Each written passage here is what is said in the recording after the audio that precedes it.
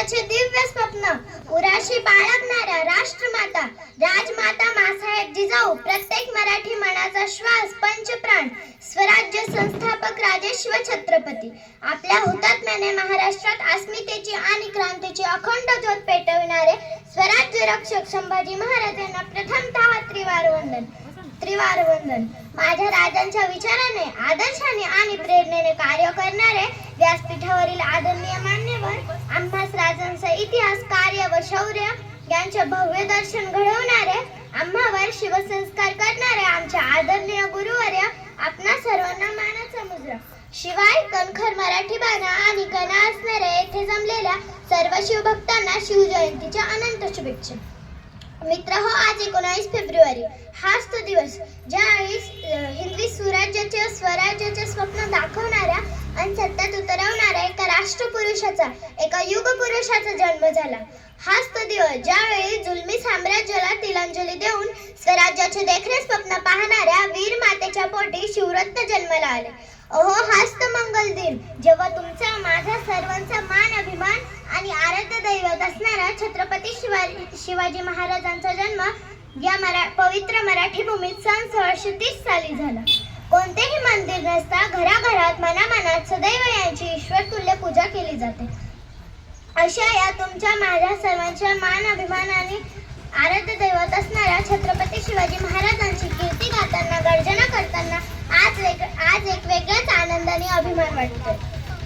राजांचा जन्म होऊन जवळपास 400 वर्ष होत आले तरीही शिवाजी महाराज की असा शब्द कोणाच्या कानावर पडला की जय हा जयघोष ओठावर आल्याशिवाय राहत नाही, रक्त सरसळल्याशिवाय राहत नाही। यावर विचार केलाय का तुम्ही कधी? इतकी मोठी शक्ती, इतकी ऊर्जा कशी काय संचारते तुमच्यात? एवढी काय विलक्षण ताकद आहे माझ्या राजाच्या नावात? केवढे मोठे कार्य केले असेल माझ्या राजाने? या आपल्या देवाने केवढे मोठे आपले भाग्य आहे की स्फूर्तीचा अखंड झरा आपल्या मायभूमीत उगम पावला। जुलम मुघल सत्तेच्या आक्रमणाने गुणगान झालेल्या या पवित्र भूमीत न्यायाचे, सुखाचे आणि कल्याणाचे हिंदवी स्वराज्य निर्माण करण्याचे देखणे स्वप्न जिजाऊंनी पाहिले। आपल्या मातेच्या डोळ्यातली आस आणि परकीय जुलमी राजवटीचा रयतेला होणारा त्रास पाहून माझ्या बाळ शिवाजीने घेतला होता स्वराज्य स्थापनेचा ध्यास। खरं तर ज्याप्रमाणे कोणतेही रत्न आपोआप तयार होत नाही, ते घडवावे लागतात, त्याप्रमाणे या शिवरत्नाला घडवण्याचे पैलू पाडण्याचे थोर कार्य जिजाऊंनी केले होते।